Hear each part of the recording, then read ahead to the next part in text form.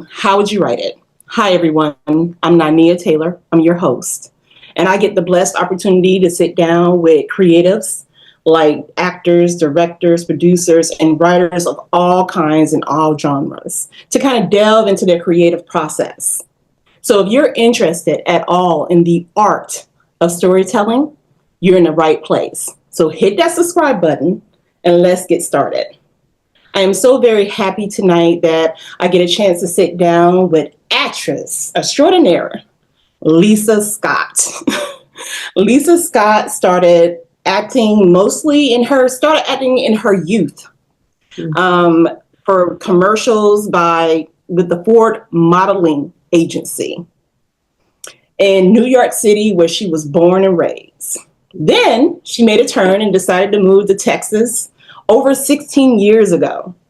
And she quickly found out that caused some, issues with, still performing with the entertainment industry because jobs were still in New York, Atlanta, and LA. But she didn't let that stop her, especially when a pandemic hit. And that really knocked the rug out of a lot of people. Yes, but she still pursued her dreams. She started going after casting and opportunities with short films and movies and commercials that fit her. She booked several projects, including the movie No Vacancy. She recently booked Miv Evans, let me make sure I got her name correctly, Miv Evans' movie, Little Miss Sociopath, that we're going to get a chance to talk to Lisa about her role today. She is thrilled to still say that she is still booked and busy at the age of 50. And I really want to delve into that too, because we need to know, ma'am, what is your secret to still working in this industry? Yeah. Thank you, Lisa, for joining us on How Would You Write It? Thank you for having me. I'm so happy to be here tonight. So let's first talk about Little Miss Sociopath. Huh? That was a beautiful intro. Thank you so much. I mean, this is you. I'm talking about you. So that's your intro because that is all you. I am so very happy and pleased that you are on the podcast today because I feel like the world, people who are still trying to pursue this dream of, accomplishing goals, are trying to get their foot in the door, and they're thinking that, hey, I'm lacking what the industry states that how I should be seen, what age I should be, what color I should have, what weight I am to pursue something that's hindering them. And I am so very happy that you are here to tell everybody that all that is a lie. So I'm very grateful that you're here tonight. I am so happy that you said that. And I think let's start there. First of all, I am so happy to be in this space of acting. And as you can look across the board on TV shows, movies, commercials, all bodies are good bodies. You can be any age, from a baby to 100. And I just love that, the freedom that you can be yourself. And I have to say, even though I had a wonderful modeling career, I am so happy to be in a space where I can just be. I don't have to constantly be fighting about my weight and trying to stay a same size, but we should be healthy. I'm not saying that we shouldn't be. I am in this industry as a plus size woman. For now, that's who I am. And I have to love the space and the body that I'm in. And so, yes, it kind of limits me. Did anyone said it does? No. But I think kind of it does, but still in all, like you said, I submit myself, my agent submits me for parts that are looking for curvy, large size women, and I make it work. So I was thinking, I said on this interview, what do I want to say? I want to say to people who are maybe just starting, I don't care if you're a baby, like I said, or you're 100. Someone may want to know, how do you start even getting started acting? How does this even happen? I think people think of, I got to be in New York, I got to be in California, I got to be in Atlanta, I got to be in Chicago. And I you were need in to be, Texas. I'm in Texas. And they think you need to be in the big cities. Since the pandemic, we no longer have to live in the big cities. And I think it's so important. I am with a local talent agency. Look for someone local. And don't think so big, because you may see your favorite actor in there with a really big, prominent name brand agency. Boutique agencies are so great, especially for actors that are restarting or getting started, because they have the time to concentrate on you. They have smaller boards. They don't have huge amounts of people on their board, because they don't try to take on a whole bunch of people. They concentrate with maybe even sometime 20 or less. That is where you should get in, where you fit in. And I think it's so important for actors, models, whoever. It's nice to be inspired by people, but you also need to carve out your own journey and your own path. And it may be different and look different than someone else's path or journey. So I say research your local talent agencies, managers. You don't even have to really be with an agency. You may get a manager. A manager gets the same calls. If they have the same credentials as an agency, they get the same work. You might just want to have a manager. You may want to take on, and when you start talking to someone, you might want to speak about, let's take this a 6-month basis, maybe not freelance, maybe not sign a annual contract, because everyone's not going to work for you. Every agent is not going to be for you. You have to give it a go and see if it works.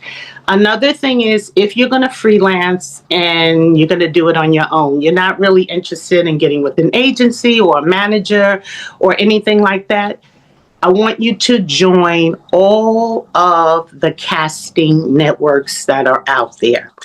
New York Casting, Actors Access. There's a ton of them. I can't even name them all. There's one that deals with only the Southwest. I think they're called Frontier Agency, and they do a lot of work just with actors in the Southeast. Sign up on your own. There will be a fee, of course. There's a fee, like if you want to sign up monthly or if you want to sign up annually, and submit yourself. And that is also really good. That is really, really good information, Lisa. Like, I mean, I hope everybody's taking notes. And me and you talked about this before, about this is an investment like anything else. Yeah. Don't quit your job. Don't quit your day job. I mean, they say starving actor, starving artist for a reason. This is an investment. You need money, first of all, for your pictures. And them pictures are expensive. You need headshots. You need great headshots. You need a lot of headshots showing all your different looks, whether you're a man or a woman. Traveling, you may get a last minute booking, and you may have to go to a big city. Nothing is worse than traveling and getting caught. Anything can happen, like bad weather, and you might need to get a hotel. You might need to rent a car. Have a little nest egg put aside. You want to keep your streams of income coming in, because just because you get one acting job or you get signed with an agency, please do not quit your job until you get something that's really, really steady. One job is just that, one job.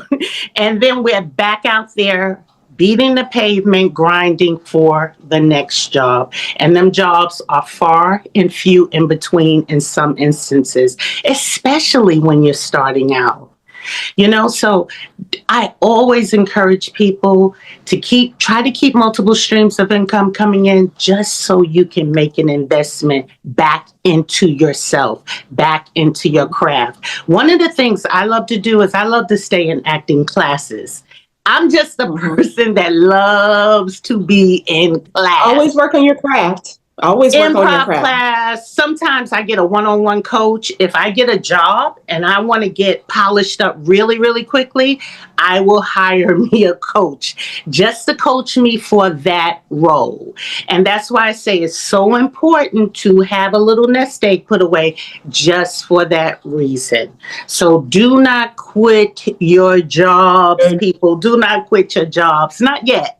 Not yet, because we got to build them reels up. We got to get a lot of jobs. We want to be seen in different ways. Like when I came back during the pandemic, like I had a little acting experience in New York. But when I came back full force during the pandemic, I made like a vision board. I wanted to play a nurse. I wanted to play a doctor. I wanted to play a principal. Of course, I get a ton of mom roles. And I had just a list of all of the things and people and roles that I wanted to portray. And I've checked off quite a bit on my vision board because I'm building my reel. I don't think any job is like too small for me. I do shorts, which is another thing. Colleges, local colleges, they're always shooting, their film departments, they're always shooting shorts. They always have productions going on. I still do shorts. I still do productions, school productions, locally, if I can, and fit it into my schedule, because they do excellent, excellent work. Not only are their scripts different, they're so original, but the beauty, the pictures are always so clear, and I can always use them on my reel. I just love that, the way they shoot them. So that is another thing that people should look into locally. I remember when I was in New York, and I'm going to let you answer your questions. I'm just trying to get it all in. When I was in New York, I was with it was a troupe. We did a lot of off-Broadway stuff. And that was so enlightening for me. You're going to have to research, because I didn't know this. What kind of actor do you want to be? Like there's commercial actors, there's dramatic actors, and then they're like actors that just do Broadway and plays. Like I did a play last year here in Dallas, and it was just like a wake-up call, because I forgot. Like I used to do a little off-Broadway in New York City, but I forgot that it's 99,000 hours of rehearsal before you even do the first show. So I was like, it's a commitment. And I remember the actors that I was working with, and I remember I was like, oh my God, you guys are so good. And I was talking to one of the fellas that I was working with, and I was like, why don't you do like movies, and you're so good? And he was like, I'm only interested and I only do plays and theater. He said, because of my voice, I'm too big. He said, when I go to an audition, the casting director is like, it's only me and you in the room, take it down. It's only me and you here. He said, because his voice carries, it's so big. And then I found out that everyone there that I was working with, they only do theater. They only audition for theater. They have no interest in film or television whatsoever. And I'm like, from doing the play, I realized, wait a minute, this is a huge commitment of time. And no, I can't do plays. I found out really quickly that being a theater actor was not going to be for me. No, too much time, too much commitment, too much rehearsal, and too much time that I didn't have to commit. So you got to be honest with yourself. But you made sure that you stretched in those areas. I did, and I enjoyed myself. And I enjoyed myself. I enjoyed the experience.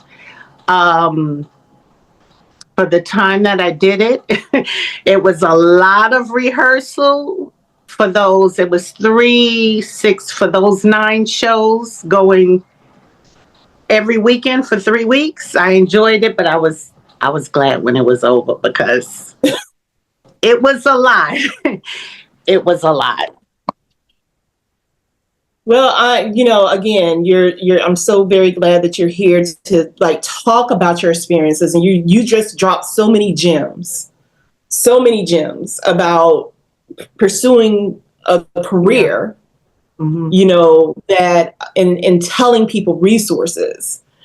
This is going to be up. I know I said earlier, take notes, but this will be up. You can watch this as many times as you want to take gems, take down these gems. And I know Lisa has stated that, or she has told me that she's willing to, if you reach out to her on Instagram, she's willing to give you insight. I'm hoping that she does her own podcast or YouTube special, where she can talk about these things and give this knowledge, because she's so, as everyone can see, her energy is so open, and she's so willing to just pass along all her knowledge because she wants everyone to succeed. Lisa Scott Life. Up on themselves. Tell them my Instagram, Lisa Scott Life. If you want to DM me and you got a question for me and you need to ask me something, because it's impossible. It's no way we're going to fit in everything on a podcast. I'm learning really every single day that I go along. I learn something new every single day, and it blows my mind. So you're going to always have questions. So I say, if I have the answer, reach out to me on my DM and ask me. And I'll drop her Instagram on this video. So it'll be in this video, you'll be able to see her Instagram, and just go reach out to her. But Lisa, we're going to focus a little bit, because I have to say that you left an impression on Miv Evans. The director and writer of Little Miss Sociopath, because she's the one who said, you have to talk to Lisa Scott. Yeah. Okay, so tell me a little bit about what Little Miss Sociopath is about. Downtrodden daughter, and her boyfriend, they go on this quick get-rich scheme, taking in elderlies. And I am a elderly senior when my age worked for me. Neighbor who is a thorn in the lead's side. And that's all I'm going to say. I don't want to give it away. It's on Tubi. Oh, the last time when I talked to you, it wasn't on Tubi. It's on Tubi, so everyone can see it now. It was only on Amazon Prime when it first came out, but now it is on Tubi, and it is free, so everyone can now see it. It is a cute, cute little movie. I auditioned for that before I had an agent, and I also want to say that, so that's a blessing right there. I auditioned from... it was on, I think, Casting Networks. And I seen the audition, and I kind of just busy living life. And I waited until the last minute to put it in, right before, they give you a deadline to put it in. And I made it in just in time. And Miv Evans said to me, she said, why did you submit your audition so late? And she said, when it came across, I said, there's Mrs. Carter. So maybe don't be like me, people. Go ahead and put your submissions in, because sometimes it's better to put them in on time, because sometimes they don't even, and I've had this happen to me, they don't even wait until the last day. They're not going to tell you, the casting directors, but they already cast it, because a producer might call and say, hey, we moved up the day. We need someone soon. We need someone now. And even though it's still saying that you can put it in by Friday, you don't have on Friday. They've already cast it. So don't wait until the last minute. This was a blessing for me that, I put it in. But Miv was looking through, she said, thousands of submissions before she got to me. Yeah. Well, it happens. It happens. I mean, every casting, after I get a job and I talk to the director or the producer or someone, they'll tell me, oh, like 700 submissions we had for that role. So a lot of people are submitting for these roles. And especially when you see something over 50, over 40, I mean, you're going to have so many people, men and women, putting in, an audition to try to get the role. And I want to say, casting director, she does classes, and I can't, I think it's Good Faith Casting off the top of my head. She gives some great information out. And she sometimes has lives that you can go on, and I get a lot of information from her. She's just a great resource. And I think it's Good Faith Casting. I'm on my phone, so I can't look it up. But I was on her live one day, and she said that she got a call from a producer, and they said, can you send me somebody? We need somebody like 55, between 55 and 65. And she said she sent over a bunch of actors, and they came back to her and they said, no, we said we want actors 55, between 55 and 65. And she said, well, that's who I sent you. I sent you actors 55, between 55 and 65. These young people who are casting these project guys, when they casting someone 55 or 65, they are really thinking they're talking about somebody 75 and 80. So it's real. I'm serious. She's sending us, but they're like, no. We wanted somebody, like my mother's age or my father's age. They're thinking that we're looking like 75 to 80. So it's just like, it's really wild. Sometimes I submit all the way up to, if it says 75, I got the wigs, and that's why I say, I photograph all my different looks, braids, dreads, gray hair, whatever. But I don't care how old the role is. I go ahead and submit, because a lot of these people are young.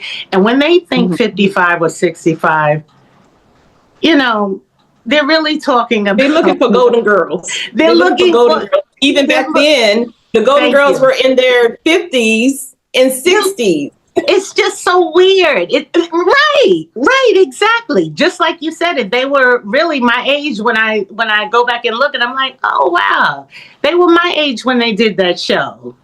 Yeah, remember we talked about a remake of that. Yeah. Ooh, that would be... I don't know what happened between the time, because I know I'm in my 40s, late 40s, and I know that we don't look like they did, but I don't know what happened. Maybe it's the water. I don't know. And if you went out on a casting, they would put you like in the 30, 35 category. They just don't envision it. It's just weird.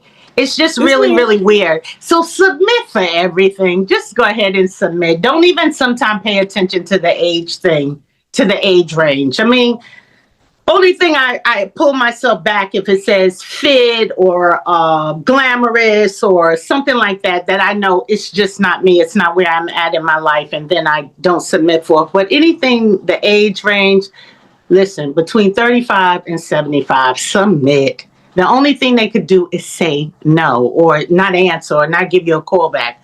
That's all you can do. I love it.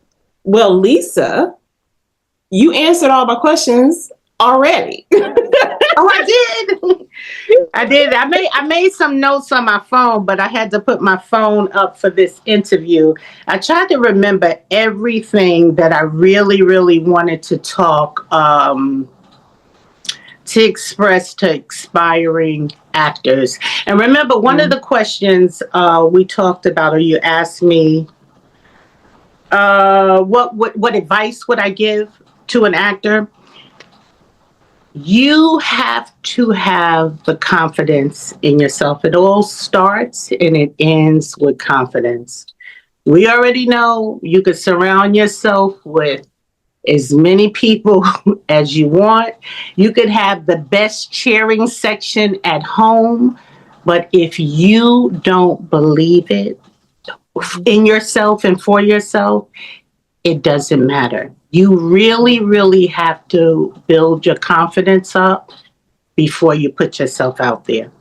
You have to believe it, because when you walk in that room, it's only going to be, or you do an audition or you do it online, whatever it is, it's only you and that person in the room. So you have to come from a place. I know that I deserve to be here. I deserve to be in the room, and you have to build your confidence up. Yes, I always get nervous. I don't even care if it's a callback, whatever. Nerves are different than confidence.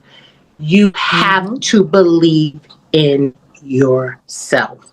So before you even get started, if you have a lot of self doubt, let's straighten that out first before you put yourself out there.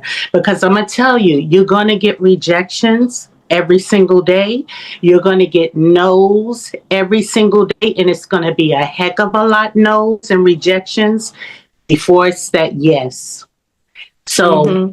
get that tough skin built up, get that confidence built up, because you're absolutely going to need it. And an actor that you see that's working 30, 35 years, the Denzel Washingtons, the Loretta Devines, Angela Bassett's, they have tough skin. They have tough skin. And that's why they're still standing, is because they believe in themselves, they had endurance, and they were able Yeah. to accept the rejection and the no's. So confidence is key. It definitely is key in this And business. I'm just going to add to that, Lisa, and state that with the no's, what is meant for you will not pass you by. So if you got a no, Absolutely. I know it's a blowing. I've been Yeah. getting a lot of no's lately. Okay. And I Hmm. have to keep telling myself, just like Lisa said, what's for me is not going to pass me by. So that just means that that wasn't mine. That wasn't for me. What's for me is coming. So don't I give agree. up because you're I getting a agree. whole lot of no.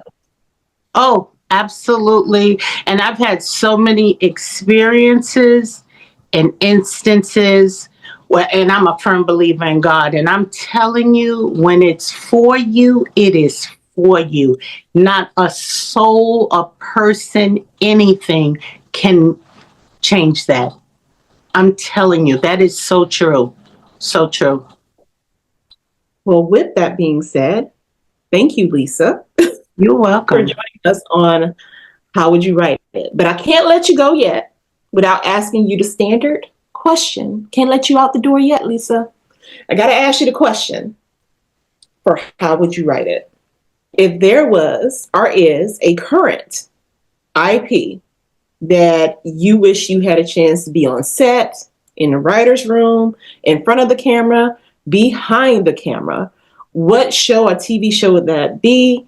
And what blessing would you have brought to that show or movie? Well, I would say girlfriends, but the other day I seen that Tyler Perry has a new show coming out called Divorced Sisters. And it's a takeoff on it's like a sister show to his sisters. I don't know Uh, about this. mhm. I don't know anything about that. He got a new Yes, show coming out? I think it was announced like 2 days ago. And I seen the promo picture. And again, there's no plus size. And I'm like, are you kidding me? Are you telling me that no plus size women get divorced? Going through a divorce? Why do you not have a curvy woman on that show? Are you kidding me? And I seen the promo and I was like, what? First of all, I didn't hear about the audition, didn't know anything about the audition, but I was like, oh, that's an audition that I would have liked to have gone on. So Ooh, I'm sure you would have rocked yeah. it too. And I'm like, I'm sure you would have rocked it. you know, Tyler, well, do at better. least I'm gonna say this: the curvy girl was not. part of the lead cast. Maybe they'll have a curvy girl on the show, you know, Oh, a they gonna have girlfriend one. or something like that. But she was not part of the lead ensemble. So that's all I could say. So yeah, I would have to say, like I said, I would have said girlfriends, but right now I'm saying divorced sisters. That's the name of it. You gotta look it up. Yeah. I'm gonna look it up, but Oh, I you know, can't. I I'm can't gonna wait to shake my see finger it. a little bit at Tyler Perry because you are right. Sisters is Like like one of. we as women come in different sizes, Thank you. colors. Like, give us all a chance to show who we are Right. on screen. Listen, that's one thing I did love about Sinners Yeah. is that they gave a curvy, dark-skinned sister a chance to be Yeah. a love interest. Oh And my I feel God. that should be enough for the world to see. And So she's like, wonderful. Yumi And is her first name. she's beautiful. And she's beautiful. And She's and gorgeous. everyone's like loving, like, oh my God, look at her curves, Yeah. look at her skin. Like, and I feel like if that's not enough for the world to see, that is deserves women Exactly. with curves deserve it. Oh my God. We are loved in our own communities. Exactly. We're Exactly. loved. We're chased after in our own freaking communities. Exactly. We have to beat them off. Right. Right. So why are we not seen on screen? That's what That's I a want question. to know. It's a good question. It's a good It's a question for the world. It's a question for the world. I'm not going to stop acting until it is answered. Third. Seriously, I'm not going to stop acting until it's answered. That is my dream. And I just think that would be really nice working with a group of women and being a curvy girl. And being myself. You know what I'm saying? And be yourself and in that confidence. Remember, I think body. Yes, I think you talked the last time, and I said, listen, if I could, I would revamp the Golden Girls and I would give you Blanche. And you were like, no, I want to be Dorothy. And I was like, no, you have to be Blanche because I want someone who looks like you, showing the world that she's confident in her body and that she's still pulling men every single day because that's what I see. Exactly. That's what I see. Mm-hmm. And so I'm like, the world needs to see it on screen that is a truth. That is a and you know what? I think changes are being made little by little, and I think eventually it will happen. Mm-hmm. I think it's going to happen, and I have faith that it will. And I'm just hanging in there, and I'm staying strong. And because of my history and my experience, I have the endurance to keep going, and I have the faith that it will happen. Love it. Well, Lisa, I have to say thank you so much. Thank you so much. And I didn't mean to keep up. I kept you so long tonight. Oh, no. No, you didn't. You didn't. And you left. And I love when I have guests who drop wisdom. That's the whole point of this podcast, is to talk to people who are still pursuing this themselves, people who are in the industry. You know what I'm saying? I want people to come here and they gain something. Right. Even if it's inspiration, even if it's just a thought of, that's how that works. Even if you say, like you were saying, hey, you need to go to your local casting, you need to go work with local universities, you need to do all these things. That is great information. That's the whole point of how would you write it. It's not, it is about giving a spotlight to the people who don't get spotlights all the time. You know, writers, directors, producers, actors, not all of them get a chance to talk about their craft and how they came to be and what they worked on and what inspires them to keep going. That's the whole point of this podcast. And that's why I'm so very grateful that you decided to come on to How Would You Write It? And I know you have other things. Before you go, I gave you my last question, but I forgot to ask you what other stuff that you got going on, because I know you're busy now. If you can tell me, but if you can't, you have to promise to come back. Oh, I'm going to come back the end of the year because like you said, I might have something to talk about as far as agency and agents. And how that is working out for me, because I did, like I said, I was freelancing all of this time since the pandemic, and I signed with an agency November 24 last year.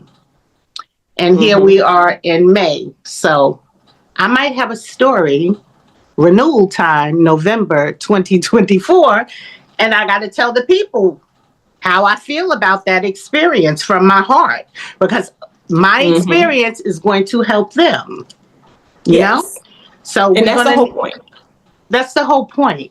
What's the That's the whole point? You point. know, that's very, very important. And like I said, I'm going to save that for December, my feelings on that. And I want to come back and talk to you, and I want to talk to the people about that I and let love it. them I know love how this year went. And did it it. go Mm-hmm. the way I thought it would go? Was it a good experience? Was it a bad experience? Was it a necessary experience? So me and Mm-hmm. you, I hope that you have me back in December so I Would love to can, have you you. know, talk to the people about that, and that will help them, hopefully.